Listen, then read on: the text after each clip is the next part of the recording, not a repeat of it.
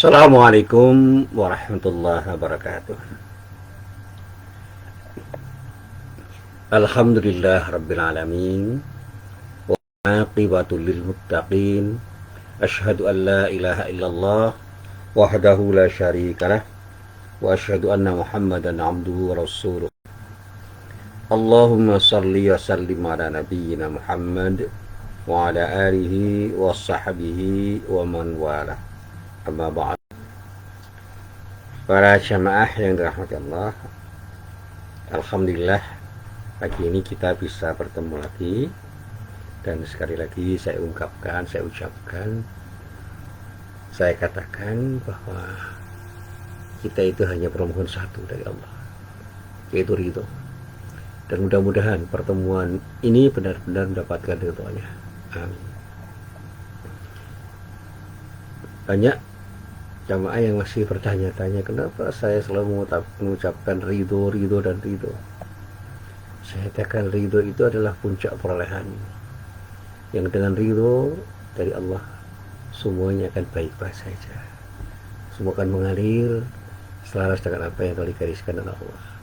Semua akan memberikan barokah, memberikan nilai tambah, memberikan ziyadatul na'amah, ziyadatul khair, tambahan kebaikan, tambahan kenikmatan. Saya selalu mengatakan begini, setetes air bagi sesuatu yang membutuhkan air itu jauh lebih bermakna dari panasnya sinar matahari. Tetapi bagi orang yang sedang menjemur pakaian, setetes air itu membuat masalah ketika tetesan air itu masih ada di sebuah kain yang dijemur, sehingga orang yang sedang menjemur kain memerlukan terik panas matahari untuk membuat pakaiannya itu bisa menjadi kering. Nah, makna dari sesuatu itu akan bergantung pada siapa, kapan, di mana orang itu berada, dan kebutuhan apa yang dimiliki, yang dipunyai oleh orang pada saat itu. Satu saat saya itu punya teman yang sedang galau, bukan karena nggak punya uang, bukan karena sesuatu yang luar biasa, tapi karena dia merasa gagal untuk mendidik anak-anaknya. Dia punya anak 3, yang kebetulan anak-anaknya itu berjalan tidak sesuai dengan apa yang menjadi cita-citanya. Dan dia seorang dokter, istrinya seorang psikolog. Ketika anaknya itu tidak ada yang tertarik di dunia kedokteran dan dunia psikologi. Anak yang pertama kuliah di Fakultas Ekonomi, anak yang kedua kuliah di Fakultas Teknik, anak yang ketiga kuliah di Fakultas Ilmu Budaya. Jadi ketiga-tiganya tidak kuliah di jurusan yang sama dengan ayah dan ibunya, dan itulah yang membuat dia kecewa. Dia bertanya, kenapa Mas Musi? Anak saya yang sudah saya arahkan sedemikian rupa untuk mencintai ilmu bapak ayah dan ilmu ibunya dengan buku-buku yang sudah tersedia di rumah, ternyata tidak mau belajar ilmu yang ditekuni oleh bapak dan ibunya. Dan berkali-kali saya sudah mengarahkan dan memberi arahan dan memberikan gambaran betapa pentingnya ilmu kedokteran dan ilmu psikologi itu. Saya sambil tersenyum mengatakan begini, ya, kita tidak bisa memaksa orang untuk mencintai sesuatu yang kita cintai, karena tidak semua orang itu betul-betul mencintai sesuatu seperti apa yang dicintai orang. Saya sering mengatakan begini, passion seseorang itu berbeda. Gairah orang untuk melakukan sesuatu yang disenangi, dicintai, digandrungi, diminati itu berbeda-beda. Itu persis seperti apa yang dikatakan orang. Saya pernah ditanya, Pak Musin tidak bosan mengaji? Saya katakan, passion saya di sini. Saya mendengarkan pengajian itu senang, memberikan pengajian senang, membaca bahan-bahan pengajian, baik dari artikel-artikel yang saya baca, tulisan ringan yang saya baca, buku-buku saya baca, itu senang. Dan bahkan membaca kitab tafsir untuk bahan pengajian itu menjadi sesuatu yang membuat saya itu semakin senang, semakin mantap untuk mengaji.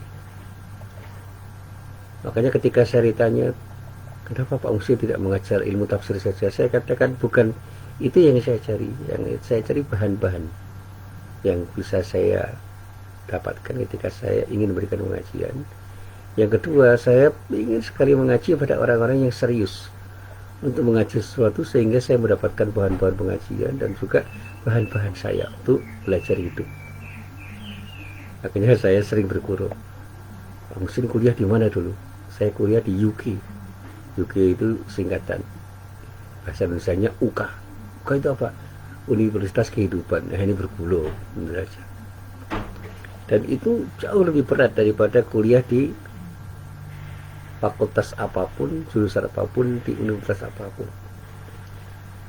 Saya kuliah secara formal di Institut Agama Islam Negeri Sunan Kalijogo, Yogyakarta. Sekarang namanya UIN, Universitas Islam Negeri. Apakah saya di sana tidak mendapatkan sesuatu? Ya banyak saya dapati di sana. Termasuk belajar hidup di UIN, di IAIN dulu. Bukan sekedar ingin tahu, tapi ingin tahu sekaligus memahami apa yang saya ketahui secara mendalam dan mengamalkannya di dalam kehidupan. Di Fakultas Syariah saya belajar fikih dan usul fikih. Di Fakultas Syariah saya belajar tafsir dan ilmu tafsir. Di Fakultas Syariah saya belajar hadis dan ilmu hadis. Dan ketika saya melanjutkan kuliah, saya belajar di jurusan akidah dan filsafat. Disitulah saya belajar filsafat dan belajar tasawuf, serta belajar tentang sesuatu yang terkait dengan perkembangan pemikiran Islam. Saya nikmati itu semua. Tetapi saya tidak ikut mengajar filsafat, mengajar tasawuf, dan mengajar kaidah-kaidah yang terkait dengan filsafat tasawuf, termasuk pemikiran Islam yang berkembang dari waktu ke waktu. Saya ingin sekedar memahami itu dan kemudian berbagi dengan orang tanpa harus menjadi pengajar. Saya tetap konsisten untuk mengajar apa yang menjadi passion saya. Sampai hari ini saya mengajar mata kuliah akidah, akhlak, dan usul fikih serta fikih muamalah.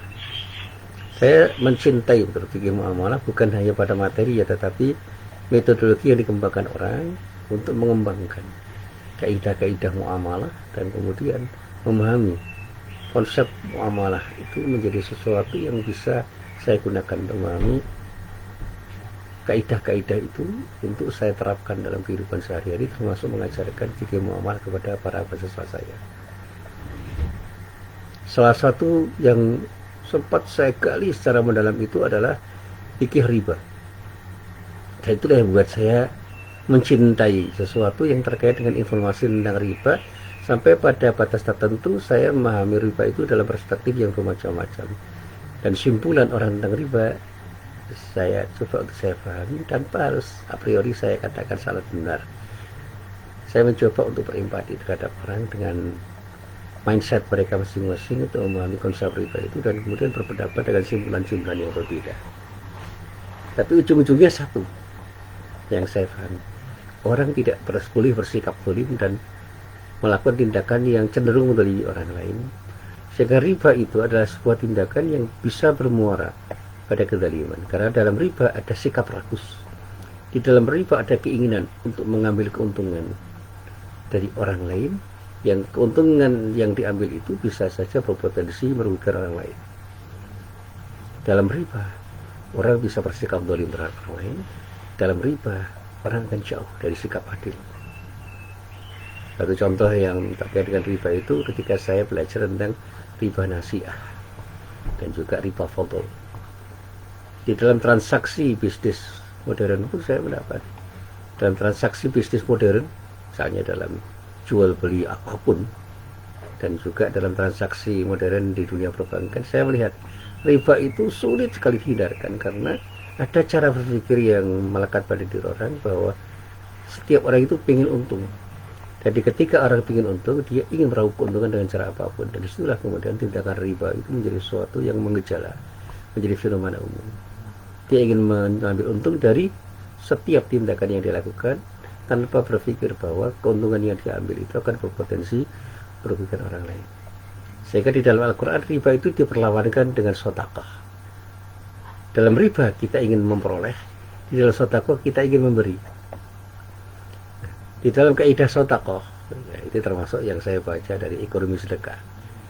Orang itu harus berpikir bagaimana saya memberi manfaat kepada orang lain, yang pada akhirnya pemberian manfaat kita terhadap orang lain itu akan kembali pada diri kita, yaitu manfaat yang lebih daripada apa yang kita dapatkan ketika kita mengambil manfaat dari orang lain. Teorinya itu saya kembangkan sedemikian rupa, tetapi saya beri ilustrasi dengan ilustrasi yang sangat mudah. Ketika saya membawa bola tenis, kemudian bola tenis itu saya lemparkan di sebuah dinding dengan lemparan yang sangat kuat dan terarah, maka pantulan itu akan memantul pada diri saya dengan pantulan yang keras juga dan terarah. Tetapi ketika saya mantulkan dengan keras tetapi tidak terarah, boleh jadi pantulan itu akan mengarah pada sesuatu dan tempat yang tidak terarah pula. Demikian juga ketika saya lemparkan bola tenis itu dengan lemparan yang lemah, maka bola tenis itu akan hanya memantul dengan pantulan yang lemah. Nah, riba itu saya ilustrasikan seperti itu. Dan ketika kita itu punya keinginan untuk tetap menggenggam bola tenis itu dan mengambil manfaat dari bola tenis tanpa melemparkan bola tenis itu kepada orang yang membutuhkan bola tenis itu, maka bola tenis itu hanya akan bermanfaat untuk diri kita dalam genggaman kita. Tapi ketika bola tenis itu kita lemparkan kepada orang dengan lemparan yang tepat dan menyenangkan orang yang kita beri bola tenis itu dengan lemparan kita, maka orang akan melemparkan bola tenis itu dengan lemparan yang tepat itu, bahkan memberikan dengan lemparan yang lebih tepat, lebih bermanfaat daripada lemparan yang pernah kita lakukan. Nah, ketika kita berinteraksi dengan orang juga begitu. Berikan senyum dengan ikhlas karena Allah. Jangan berikan senyum artifisial, senyuman palsu, senyuman yang natural. Itulah yang akan diterima oleh orang dengan senang hati, sehingga orang akan membalas senyuman kita dengan senyuman yang sama atau bahkan senyuman yang lebih indah. Dalam interaksi positif kita bisa mengembangkan. Berikan cinta dan kasih sayang kepada orang dengan ikhlas karena Allah. Ada ketulusan hati, jangan berpura-pura. Insya Allah cinta dan kasih sayang kita yang kita berikan kepada orang dengan ketulusan hati itu akan kembali dengan cinta yang tulus dari orang itu, dan bahkan lebih indah daripada cinta yang kita berikan kepada orang lain. Cinta kasih sayang yang indah yang kita berikan kepada orang lain itu akan kembali dengan pengembalian cinta dan kasih sayang jauh lebih indah. Karena yang mengembalikan cinta pada kita bukan hanya seorang, tapi banyak orang di sembarang tempat, di semua ruang, dan kapanpun kita berada, di sembarang waktu, dalam beragam kasih sayang dan cinta yang diberikan oleh orang. Karena cinta dan kasih sayang kita yang kita berikan kepada orang di setiap ruang dan waktu. Dan itulah yang selalu saya sampaikan dalam kajian muamalah saya. Jangan pernah berpikir untuk mendapatkan keuntungan dengan cara merugikan orang lain. Inilah tindakan riba yang dicela Allah. Berikan keuntungan kepada orang tanpa harus berpikir bahwa kita rugi dengan berikan keuntungan pada orang lain. Dan insya Allah pemberian keuntungan yang kita berikan kepada orang lain akan kembali pada kita dengan keuntungan yang jauh lebih indah, lebih bermakna, lebih besar daripada keuntungan yang pernah kita berikan kepada orang lain. Keuntungan itu tidak harus berupa uang, bisa pelayanan, dan bisa sesuatu yang membuat mereka itu puas. Kepuasan pelanggan yang dihadirkan atau diberikan oleh seorang pedagang kepada konsumen yang menjadi pelanggannya, itu akan membawa kepedulian pelanggan itu kepada pedagang yang memberikan pelayanan dengan pelayanan terbaik. Maka saya katakan kepedulian para konsumen itu selalu berbanding lurus dengan pelayanan yang diberikan oleh seorang pedagang kepada para pembelinya. Kalau kita menjadi seorang yang terposisi sebagai apapun dan siapapun, kita posisikan diri kita sebagai produsen untuk memproduksi sesuatu yang bisa memuaskan konsumen. Maka konsumen akan datang kepada diri kita tanpa diundang sekalipun, karena mereka tahu bahwa mereka akan mendapatkan sesuatu yang terbaik dari diri kita karena kita melayani dengan pelayanan yang terbaik. berikan pelayanan yang terbaik pada siapapun dimanapun dan kapanpun, maka kita akan mendapatkan umpan balik berupa pelayanan yang lebih indah daripada pelayanan yang pernah kita berikan pada orang lain dimanapun dan kapanpun. Itu falsafah yang selalu saya bangun. Sehingga di dalam hidup jangan pernah berpikir untuk mengambil hak orang. Berikan hak orang itu, bahkan lebihkan kepada mereka dengan tambahan-tambahan atau kelebihan-kelebihan yang bermakna bagi siapapun yang kita beri. Insya Allah kita tidak akan terampas hak kita oleh siapapun, karena orang pun akan berpikir untuk berikan hak kita dan bahkan lebih daripada apa yang menjadi hak kita, karena mereka akan membalas apa yang kita berikan kepada mereka dengan ketulusan yang sama. Dan ini cara berpikir yang selalu saya sampaikan kepada para jamaah. Nah, para jamaah yang dirahmati Allah, introduction saya, ya, apapun yang saya berikan dalam pengajian ini sebagai pendahuluan, saya coba untuk saya kaitkan dengan sesuatu yang setiap saat saya coba untuk saya renungkan. Berkali-kali saya itu mendengarkan pernyataan orang, fitnah itu lebih kejam daripada pembunuhan, fitnah itu lebih kejam daripada pembunuhan, dan selalu dikaitkan dengan rangkaian kata yang ada di dalam Al-Quran. Al-fitnatu asyaddu minal qatl. Fitnah itu lebih kejam daripada pembunuhan. Nah, para jamaah yang dirahmati Allah, sampai saat ini masih banyak orang yang memahami kata fitnah itu dengan pemahaman yang menurut saya ini kurang tepat.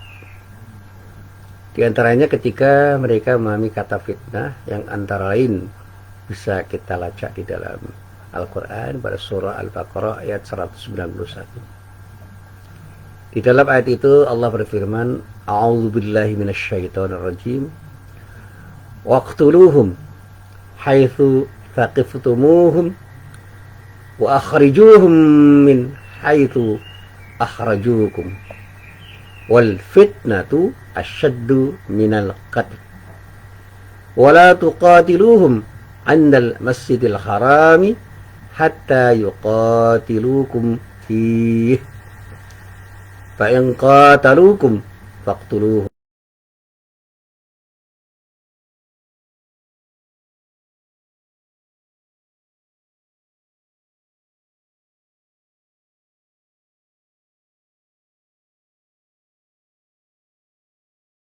Menjumpai mereka. Ini arti yang mudah kita ucapkan. Waqtuluhum artinya bunuhlah mereka di mana saja kamu jumpa mereka. Ini pengertian tekstualnya. Wa akhrijuhum min haitsu akhrajukum, dan usirlah mereka dari tempat mereka telah mengusirmu. Dan fitnah itu lebih besar bahayanya daripada pembunuhan.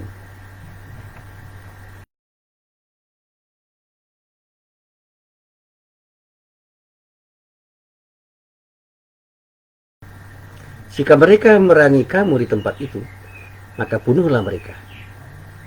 Demikianlah balasan bagi orang-orang kafir. Nah, para jamaah yang dirahmati Allah, ayat ini turun bukan di ruang hampa. Ada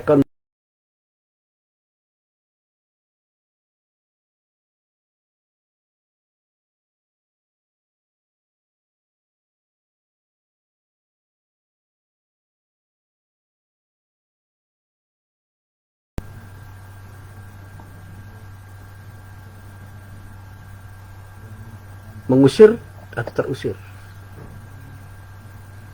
Nah, kata fitnah yang dikatakan asyaddu minal qatl itu terkait dengan ayat dalam konteks peperangan ini. Artinya tindakan yang disebut fitnah itu harus dikaitkan dengan apa yang menjadi konteks dari ayat ini dan tidak boleh keluar. Nah, sehingga larangan untuk siapapun di Masjidil Haram itu juga punya konteks, kecuali ketika mereka merangi kamu di tempat itu. Artinya apa? Kita boleh melakukan pembelaan dimanapun dan kapanpun, tapi idealnya jangan. Artinya perang itu jangan dilakukan di tempat suci, apalagi di masjid.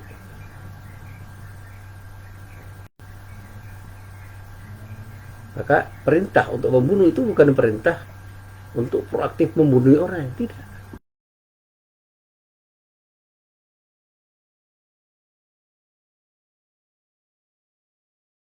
Melawan mereka, kita akan menjadi korban dari peperangan itu. Nah, kalau itu kita coba untuk kita kaitkan dengan perang dalam arti yang sekarang ini bisa kita pahami, termasuk perang asimetris. Bila pun harus bisa berperang dengan cara mereka berperang.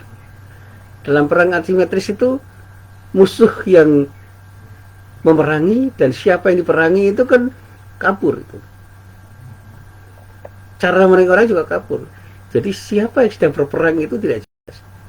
Dan cara berperang pun itu tidak dengan senjata, apalagi yang terkait dengan senjata dalam arti fisik. Kalau kita bicara tentang perang pemikiran, itu tidak ada materi yang bisa kita baca secara jelas. Tapi kita harus memahami bahwa perang pemikiran itu terjadi. Ghazwul fikri itu terjadi. Perang dagang itu bisa terjadi. Perang budaya itu bisa terjadi. Termasuk yang dikatakan perang dengan menggunakan senjata-senjata biologis itu bisa terjadi.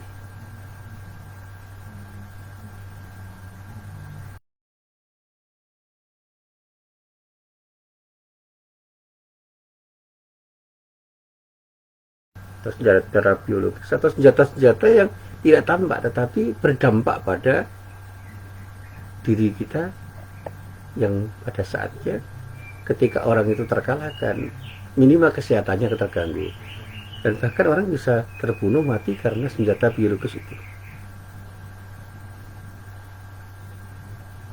Bioweapon, senjata biologis itu bermacam-macam. Makanya ada orang yang mengatakan bahwa sangat mungkin virus itu dikirim oleh musuh-musuh kita untuk membunuh kita dengan cara apapun, tidak hanya dalam pengertian pembunuhan fisik tetapi juga pembunuhan karakter,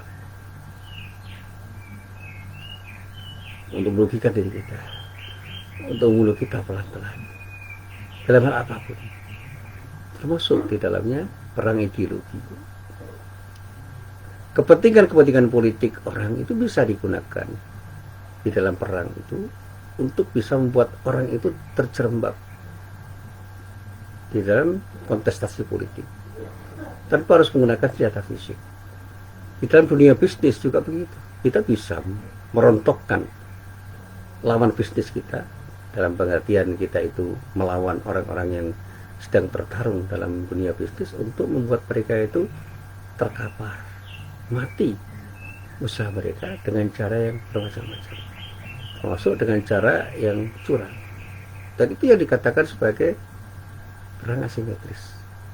Musuhnya tidak jelas dan siapa yang sedang berperang itu tidak jelas, tetapi peperangan itu menjadi sesuatu yang bisa kita rasakan dampaknya. Sekarang perang dalam dunia pendidikan bisa kita rasakan bagaimana dalam dunia pendidikan itu kita bukan menjadi subjek saja, menjadi objek yang diarahkan orang. Kita mencari pengakuan dari siapapun yang memang pengakuan itu akan punya makna ketika diberikan oleh orang itu dan lembaga itu pada diri kita.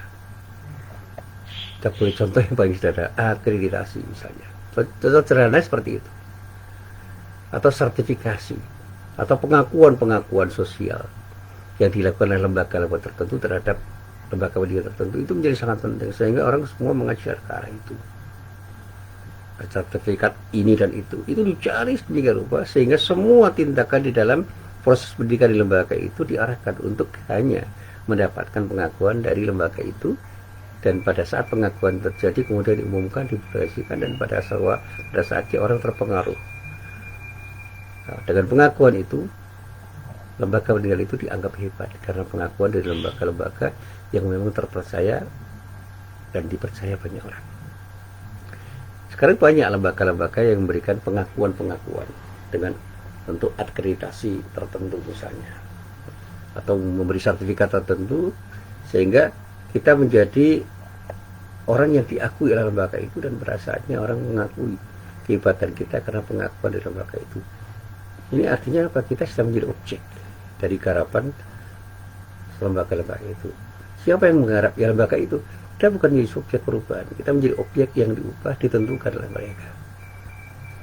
Dulu ketika orang menulis, bebas menulis. Sekarang orang tidak bisa bebas menulis. Dia hanya akan bisa menulis dengan tulisan-tulisan yang dikehendaki oleh lembaga-lembaga tertentu, sehingga tulisan kita menjadi tulisan yang terakreditasi. Istilahnya bermacam-macam sekarang. Dan orang mau membayar berapapun asal tulisannya diterima dan kemudian mendapatkan pengakuan sehingga menjadi bagian dari angka kredit. Untuk mencari sesuatu yang pada akhirnya ujung-ujungnya adalah pengakuan. Nah, saya sering menulis, tetapi tulisan saya itu tulisan lepas yang tidak butuh pengakuan. Saya hanya ingin berbagi gagasan. Tapi apa yang saya tulis itu tidak mendapat pengakuan dari lembaga-lembaga itu, kecuali ketika saya menulis sesuatu sesuai dengan apa yang ditentukan oleh lembaga itu untuk menulis dengan tulisan-tulisan yang memang sudah ditentukan. Garis besarnya harus seperti ini, caranya seperti ini, metodenya seperti ini, ragam tulisannya seperti ini. Dan tentu saja bahasanya juga ditentukan. Tulisan-tulisan itu berbahasa Inggris yang baik. Kalaupun saya tidak bisa berbahasa Inggris, saya bisa menerjemahkan tulisan saya yang berbahasa Indonesia misalnya dalam bahasa Inggris yang standar melalui proses penerjemahan yang mungkin berbelit-belit. Dan pada saatnya ketika diterbitkan, dipublikasikan di jurnal tertentu, maka saya akan berbangga dengan tulisan yang diterbitkan itu dan saya mendapatkan pengakuan dan pada saatnya mendapatkan angka kredit. Dan disitulah angka itu saya kumpulkan dan kemudian saya mendapatkan pengakuan-pengakuan yang luar biasa dari banyak orang, termasuk lembaga pendidikan, termasuk lembaga yang saya berkhidmat di situ. Nah, inilah sesuatu yang bisa jadi kita pahami sebagai orang dalam dunia pendidikan. Nah, ini bisa kita katakan juga sebagai fitnah. Artinya sebagai sesuatu yang membahayakan diri kita, yang nilai bahayanya itu jauh lebih besar daripada peran fisik. Nah, kata fitnah yang dikatakan dosa yang lebih besar daripada pembunuhan itu disebutkan juga di dalam firman Allah yang lain. Misalnya kalau kita baca pada surah Al-Baqarah ayat 217, di samping tadi ketika kita baca pada ayat 191. Di dalam ayat itu dikatakan, yas'alunaka 'anil syahril harami qitalun fihi qul qitalun fihi kabirun wa suddun an sabilillahi wa kufrun bihi wal masjidil harami wa ikhraju ahli minhu akbaru 'indallah wal fitnatu akbaru minal qatl. Yang di dalam surat Al-Baqarah ayat 191 dikatakan wal fitnatu asyaddu minal qatl. Di sini dikatakan wal fitnatu akbaru minal qatl. Ada surat Al-Baqarah ayat 217. Wala yazaluna yuqatilunakum hatta yaruddukum an dinikum in istata'un. Wa may yartadid minkum an dinihi fayamut wa huwa kafirun fa ulaika habitat a'maluhum fid dunya wal akhirah wa ulaika ashabun nar hum fiha khalidun. Mereka bertanya kepada aku tentang berperang pada bulan haram. Katakanlah ya Muhammad, berperang dalam bulan itu adalah dosa besar. Tetapi menghalangi manusia dari jalan Allah, kafir kepada Allah, menghalangi masuk Masjidil Haram dan mengusir penduduknya dari sekitarnya lebih besar dosanya di sisi Allah, dan berbuat fitnah lebih besar dosanya daripada pembunuh. Mereka tidak henti-henti dan tidak pernah berhenti, tidak pernah usai, merasa sudah puas berhenti merangi kamu sampai mereka dapat mengembalikanmu dari agamamu kepada kekafiran. Seandainya mereka sanggup, pada siapa yang murtad di antaramu. Jadi kalau dikatakan di sini siapapun yang murtad di antaramu dari agamanya, lalu dia mati dalam kafiran. Jadi kalau kita murtad, kemudian belum bertobat, kita mati di dalam kekafiran, maka mereka itulah yang sia-sia amalannya di dunia dan di akhirat, dan mereka itulah penghuni neraka, mereka kekal di dalamnya. Nah, para jamaah yang dirahmati Allah, ayat ini penting untuk kita pahami karena ayat ini seringkali digunakan untuk sesuatu yang bukan maksudnya. Ini karena kata fitnah itu sudah terserap menjadi bahasa Indonesia yang konotasinya adalah mengemukakan tuduhan negatif pada seorang padahal orang itu tidak seperti yang dituduhkan. Saya kita menuduh orang berbuat sesuatu padahal orang itu tidak berbuat sesuatu, itu fitnah. Dan konotasinya selalu negatif. Oh, orang itu pernah mencuri, orang itu pernah merampok, orang itu pernah begini dan begitu, dan konotasinya negatif. Padahal orang itu tidak pernah berbuat seperti apa yang kita tuduhkan. Itu yang fitnah. Itu fitnah dalam pengertian bahasa Indonesia. Dan bisa jadi banyak istilah dalam bahasa Indonesia yang berasal dari bahasa Arab atau dari kata yang terdapat dalam Al-Quran, tapi maknanya tidak seperti yang dimaksud oleh Al-Quran itu. Dan ketika orang menggunakan kata itu, ya gunakan dari Al-Quran untuk membenarkannya. Nah, ini yang saya katakan sebagai sesuatu yang tidak tepat. Ini bisa jadi merupakan penyalahgunaan satu ayat karena kita memahami ayat itu dalam konteks yang berbeda. Nah, bahkan saya baca di dalam ensiklopedia Al-Quran menyatakan bahwa fitnah itu berasal dari kata fatana yang berarti membakar logam, emas atau perak untuk menguji kemuliaannya. Juga berarti membakar secara mutlak, meneliti.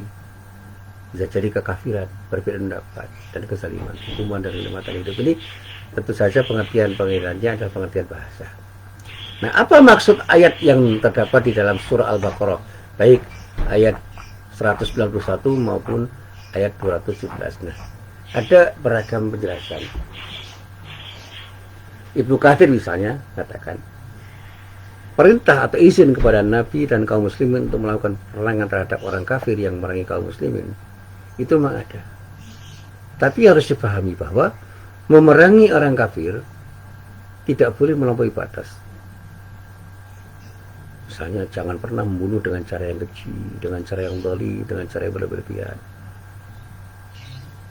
melukai anak-anak, merusak tempat-tempat umum, kemudian menzalimi ulama-ulama mereka, merusak tempat ibadah orang-orang yang tidak beragama Islam, dan mencederai orang-orang yang tidak terlibat dalam perangan. Itu tindakan yang berlebihan. Bahkan bisa saja membunuh hewan-hewan, merusak lingkungan, seperti menebang pohon, membakar pohon, merusak rumah ibadah dan sebagainya. Itu adalah tindakan yang berlebihan. Nah, sehingga dikatakan dibolehkannya atau diperintahkannya orang Islam untuk memerangi orang kafir itu bukan karena orang kafir itu menjadi musuh abadi orang Islam, tapi karena sikap mereka terhadap orang Islam yang tidak bersahabat. Antara lain, mereka selalu menghalangi orang-orang Islam untuk beribadah kepada Allah, menghalangi orang Islam untuk berislam secara kafah. Dan ini dikatakan fitnah besar yang terjadi pada kalangan umat Islam ketika orang-orang kafir itu melakukan tindakan yang menghalangi orang-orang Islam untuk beribadah, untuk berkhidmat dalam Islam yang seharusnya mereka jalani.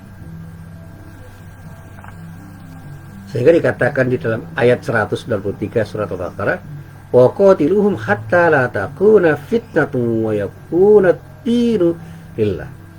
Fa in tahaw fala udwana illa 'alal zalimin. Dan perangilah mereka sehingga tidak ada fitnah lagi dan sehingga ketaatan itu hanya semata-mata untuk Allah.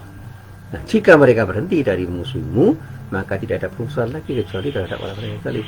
Jadi kita itu tidak memusuhi mereka karena mereka berbeda, tapi kita menjadi orang yang diizinkan berperang terhadap mereka karena mereka memerangi diri kita, sehingga ketika mereka sudah tidak memerangi diri kita dan bersahabat, akan membangun persahabatan dengan kita, tidak boleh kita memerangi mereka. Permusuhan itu tidak boleh menjadi budaya kita. Kita bisa menjalin persahabatan dengan siapapun, dimanapun, dengan apapun, karena mereka memang mau diajak bersahabat. Tapi apa yang bisa kita lakukan ketika kita berjumpa dengan orang yang selalu musuhi kita? Ini dikatakan fitnah. Dan di dalam konteks peperangan, kita boleh memerangi mereka dengan cara yang tepat. Nah, apalagi ketika kita bicara tentang perang asimetris. Wah, ini luar biasa. Saya selalu mengatakan begini. Perang asimetris ya, yang sering dikatakan orang itu berbeda sekali dengan apa yang dipahami oleh orang. Seolah-olah ketika orang berperang itu ada senjata yang digunakan. Padahal perang asimetris itu bisa saja berupa misalnya aksi massa yang dilakukan oleh sejumlah orang di jalanan dengan tujuan untuk menjatuhkan pemimpin tertentu. Ini menjadi fitnah. Ini perang asimetris. Selain itu bisa juga berupa kebijakan orang-orang di lingkungan pemerintahan yang kebijakannya justru pro musuh negara, pro asing atau bertentangan dengan misi pemerintah di dalam meningkatkan, dalam upaya pemerintah untuk meningkatkan kesejahteraan rakyat secara keseluruhan. Sehingga orang mengatakan Perang asimetris itu perang antara dua pihak yang tidak jelas, bahkan kekuatannya tidak berimbang. Seperti dulu cerita tentang David and Goliath, itu kan dua pribadi yang tidak seimbang. Nah, kita bisa membaca cerita Nabi Daud, bagaimana Nabi Daud mengalahkan musuhnya yang jauh lebih hebat. Itu jadi asimetris, kurang imbang. Tetapi ketika kita kembangkan menjadi pengertian yang lebih dalam, perang asimetris itu adalah perang yang menggunakan pola yang tidak beraturan, tidak bersifat konvensional. Dan itu terjadi dalam proses diplomasi sekalipun, termasuk yang sekarang dikenal dengan para diplomasi. Itu tidak ada aturan-aturan yang konvensional atau tidak ada aturan yang baku. Karena apa? Yang terpenting adalah bagaimana tujuan tercapai. Sehingga orang berdiplomasi tidak harus berhadapan-hadapan, tapi bisa melingkar, seperti orang bermain karambol. Ketika kita mau memasukkan buah karambol itu ke lubang tempat kita ingin menuju, kita tidak harus membidik langsung, tetapi kita memantulkan buah karambol yang kita pakai untuk memasukkan buah karambol yang lain dengan cara memantulkan ke sudut-sudut tertentu yang kita tujukan dalam rangka untuk memasukkan buah-buah karambol ke lubang yang kita tuju. Nah, saya membayangkan begini. Ketika kita itu mau mengalahkan lawan, kita tidak harus berhadapan dengan lawan itu, tapi kita bisa menggunakan tangan-tangan orang lain untuk mengalahkan dirinya, diri pahlawan kita itu, tanpa mereka tahu bahwa kita sedang berbuat sesuatu mengalahkan diri mereka. Nah, sekarang dalam perang asimetris kan bisa terjadi seperti itu. Kita ini merasa berteman dengan orang, padahal teman yang kita anggap teman itu padahal, sekali lagi, teman yang menemani kita dan kita anggap teman itu sebenarnya musuh kita di dalam selimut yang pada saatnya memang punya tujuan untuk mencederai, mendolimi, mengalahkan diri kita. Sehingga di dalam pertarungan politik terjadi orang yang kelihatan teman, kelihatannya itu teman, pada dasarnya musuh, sebenarnya musuh, hakikatnya musuh. Dan kita ini padahal seringkali bermusuhan dengan orang yang pada saat kita itu bermusuhan sebenarnya tidak sedang bermusuhan, tapi berdialog untuk mencerdaskan di dalam berpolitik. Saya pernah berdiskusi dengan orang yang punya cara pandang yang sangat berbeda dengan cara pandang saya. Tapi saya menikmati, karena apa? Dengan berdiskusi dengan orang yang punya cara pandang yang berbeda itu, saya semakin punya kekayaan untuk melihat sesuatu dalam perspektif yang berbeda-beda. Karena meskipun dia punya mindset yang berbeda, dia punya argumen-argumen yang sangat kuat. Dan disitulah saya bisa belajar untuk membangun argumen yang bermacam-macam. Saya pernah mengajar ilmu mantik. Dan ilmu mantik itu kan terkait dengan bagaimana kita berpikir dengan cara yang tepat. Dan saya memahami bahwa beragam cara berpikir yang bisa dilakukan oleh orang itu yang sangat tepat untuk mereka gunakan dalam rangka berdebat dengan orang lain. Dari situlah kebenaran itu akan terkuat. Karena pada saat orang itu berdebat, orang tidak mencari pembenaran dengan argumen yang salah, tapi dengan argumen yang sangat kokoh. Sehingga saya pernah membaca tulisan tentang kesalahan berpikir. Itu terjadi bukan hanya karena orang itu tidak tahu cara berpikirnya, tapi mereka menggunakan cara berpikir yang tidak tepat untuk melakukan sesuatu atau menggagas sesuatu. Nah, disinilah kemudian saya sampaikan bahwa asymmetric warfare, perang asimetris, itu bisa menjadi model perangan yang bisa dikembangkan dengan berbagai macam cara, termasuk mengembangkan cara berpikir yang tidak lazim di luar aturan-aturan yang berlaku, sehingga perang pemikiran itu bisa terjadi secara terbuka dan mencakup seluruh aspek kehidupan. Dan ini yang akan menjadi sesuatu yang bisa kita lihat di dalam kehidupan kita. Sehingga orang mengatakan perang asimetris itu bisa merupakan perang dengan bentuk ancaman militer. Akan tetapi daya hancurnya bahkan lebih besar daripada ancaman militer atau perang-perang konvensional. Dan saya katakan medan perang asimetris itu meliputi berbagai macam aspek kehidupan masyarakat. Dan di negeri kita bisa terjadi. Dan itu menjadi sesuatu yang harus kita pahami. Makanya sekarang ketika kita itu lihat demonstrasi, ayo kita lihat, ini bagian dari perang asimetris atau tidak. Jangan-jangan demonstrasi itu memang didesain untuk menjatuhkan orang tertentu. Kalau kita lihat kebijakan pemimpin. Kita lihat, ini bagian dari perang asimetris atau tidak. Kalau kebijakan itu justru pro dengan orang-orang yang menjadi musuh kita untuk menghancurkan negeri kita, ini bagian dari perang yang harus kita lawan. Nah, para jamaah yang dirahmati Allah, nah perang asimetris itu bisa menjadi fitnah besar.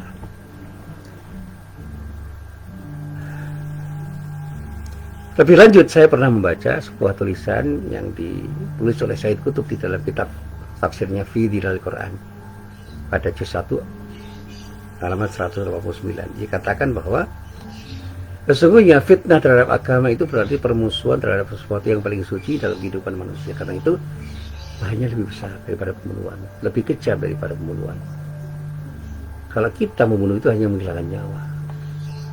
Tapi ketika kita itu melanggar aturan-aturan agama, itu bukannya melanggar sesuatu yang pada akhirnya terjadi pembunuhan untuk menghilangkan nyawa, tapi juga bisa menjadi sesuatu yang merusak sendi-sendi kehidupan.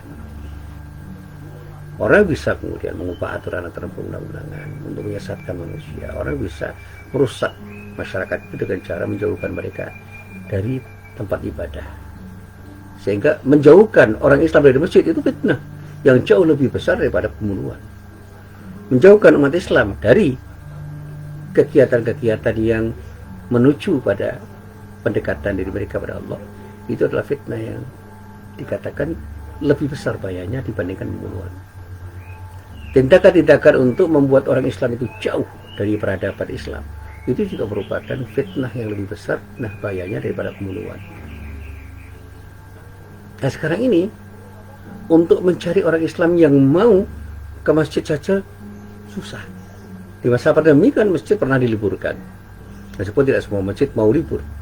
Tapi dengan liburnya masjid, untuk mengembalikan mereka ke masjid sekarang ini luar biasa berat. Termasuk dalam dunia pendidikan. Setelah sekian lama orang itu belajar mengajar dengan daring, untuk mengembalikan mereka ke luring itu tidak mudah. Karena mereka sudah menikmati budaya daring itu dan sulit untuk kembali ke budaya luring. Padahal dengan pengajaran daring itu saya rasakan sendiri efektivitasnya sangat berkurang. Saya kan mengajar pada sesuatu yang membutuhkan pencermatan, dan mengajar usul fikih, dan saya seringkali kehilangan kesempatan untuk berdialog dengan mahasiswa saya di dalam daring. Sehingga apapun cara saya untuk melakukan tindakan dalam rangka untuk membangun dialog dengan para mahasiswa itu terhalang. Berbeda ketika saya menggunakan model luring. Saya bisa bertemu dengan kelas, saya bisa berjumpa secara fisik dengan mereka, dan saya bisa berdialog dengan mereka. Sehingga apa yang saya ajarkan itu mengena betul dan sesuai dengan apa yang menjadi tujuan saya di dalam mengajar. Nah, para jamaah yang dirahmati Allah, ini juga menjadi fitnah. Artinya, ketika kita mengembangkan sesuatu yang pada saatnya pengembangan sesuatu itu kemudian membuat kita itu terpuruk, itu fitnah. Jaga tindakan kita yang mempermudah pada syirik itu fitnah. Tindakan daliman itu fitnah. Dan fitnah itu bisa terjadi ketika kita berebut kesempatan, berebut peluang. Tidak hanya berebut harta, tetapi berebut peluang untuk mendapatkan sesuatu yang pada akhirnya kita akan menjadi orang yang tersingkir, terpinggirkan karena perebutan-perebutan yang tidak lazim kita lakukan. Nah, endingnya mari kita hadapi segala macam hal yang bisa bermakna fitnah itu dengan cara yang tepat. Kita mohon perlindungan kepada Allah agar kita tidak menjadi pelaku fitnah dan menjadi korban dari fitnah-fitnah yang dilakukan orang, termasuk yang saya kemukakan tadi, perang asimetris yang luar biasa yang pada akhirnya kita akan bisa menjadi korban dari perang-perang yang dilakukan orang. Dan inilah yang saya katakan letak arti penting pemahaman kita terhadap kata fitnah itu, sehingga apa yang kita pahami dari kata fitnah itu menjadi pemahaman yang tepat untuk bisa kita gunakan di dalam rangka untuk hidup dalam kehidupan yang lebih layak, dalam rangka untuk mencari ridha Allah. Inilah apa yang bisa saya sampaikan, mudah-mudahan bermanfaat. Billahi taufiq wal hidayah. Assalamualaikum warahmatullahi wabarakatuh.